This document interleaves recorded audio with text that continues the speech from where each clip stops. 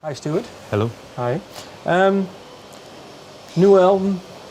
Actually, this is the new album. It's a re-recording of old songs. It's been 1 year since your previous album, The Something Rain. When did this idea of this album came into your head? I think the seeds of this record are probably sown maybe 10 years ago when Will Oldham made Greatest Palace Music. I think that album was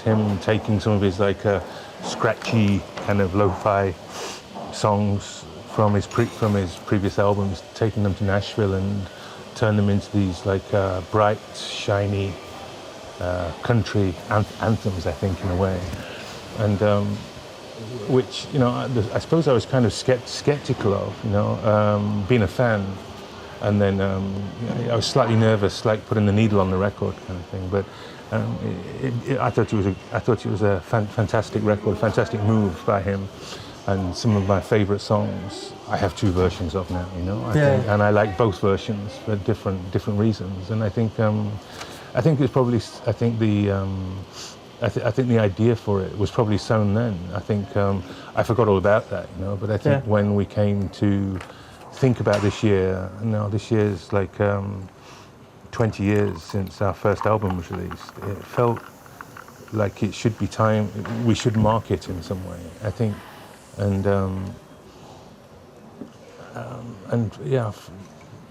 find a way to connect with our past and spend a bit of time. I thought it was going to be a time to allow ourselves a little nostalgia, which we never do, I think.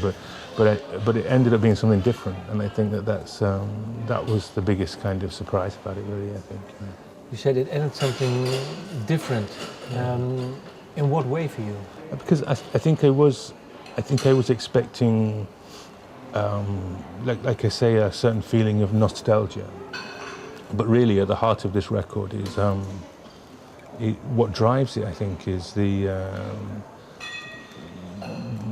basically the band that we are, pushing forward. I think connecting who we are now with the past and kind of bringing that into our present. It's a different kind of thing. I think. It's, I suppose, if you talk about the 20-year anniversary, it sounds as though there's this kind of flat, kind of steady line that runs through a career, whereas for ours it's been far from that. It's kind of been more or less starting on a high, hitting a real low, and then gradually rebuilding from small embers, really, that were left, from disintegration of the band. And from that point, we've ended up here. We ended up actually making The Something Rain, which was when we kind of became a band again. I think our last album, we were a band, and I was never expecting that. And then we took that album on tour, and it kind of grew. And along the way, it took songs with it, like Say Goodbye to the City. It changed it. It kind of it evolved and exploded, just between the five of us, this kind of new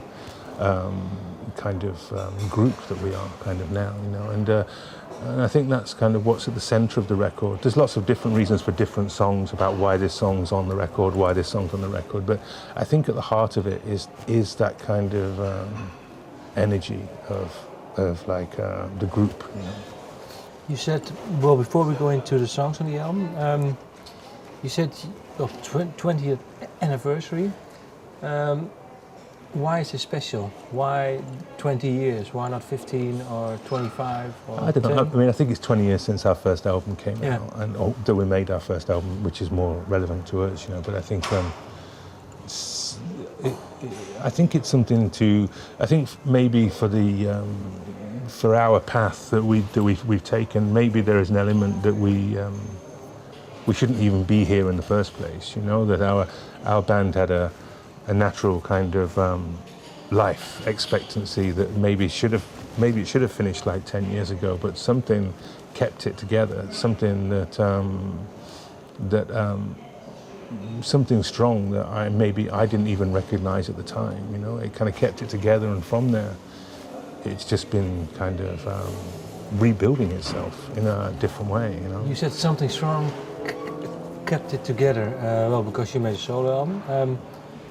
In hindsight, what kept it together? Do you know? I think in hindsight, it's a mixture of a couple of things, and I think in hindsight, I think it's a strength of relationship between myself and David and Neil, and I think that, you know, like when I say I was quite happy making my solo albums in a way, you know, and I think it was David and Neil that pushed to maybe look at making something like with the band again, and I was kind of skeptical about it, you know. I was kind of, but from that, you know, it was kind of like a weekend of getting together, exploring some ideas that asked us to have another weekend.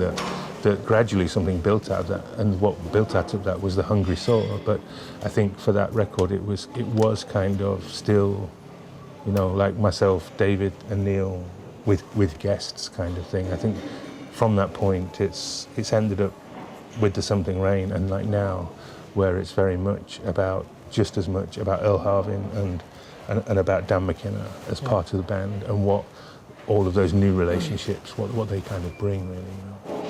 What is it? Well, you said already certain songs. The album starts off with 2 songs from your solo album, from Lucky Dog. First of all, is there a reason that combines these songs, why you chose these songs? Or is it just for each song a very different reason to re-record them again? I think some of them have similar reasons. I think maybe Friday Night and Marseilles Sunshine have a relationship of the reason why they're on there. I mean, yeah, they ended up as songs on my first solo record, which was a record that even though I wrote these songs when the band were falling apart. You know, it's Friday Night was written for Claire Denis' film Vendredi Soir, but with the band, I think I had to pull out of that soundtrack because of commitments for working on Waiting for the Moon, our 6th album. But both of these songs, they ended up versions and ended up on this record that I kind of had to make. It's kind of a record made in my garage, and you know, with very few instruments, with very few people. It was a real kind of personal, private kind of record, and very much about me trying to figure out what I wanted from music, if I wanted to be involved in music, what all these things were. And I think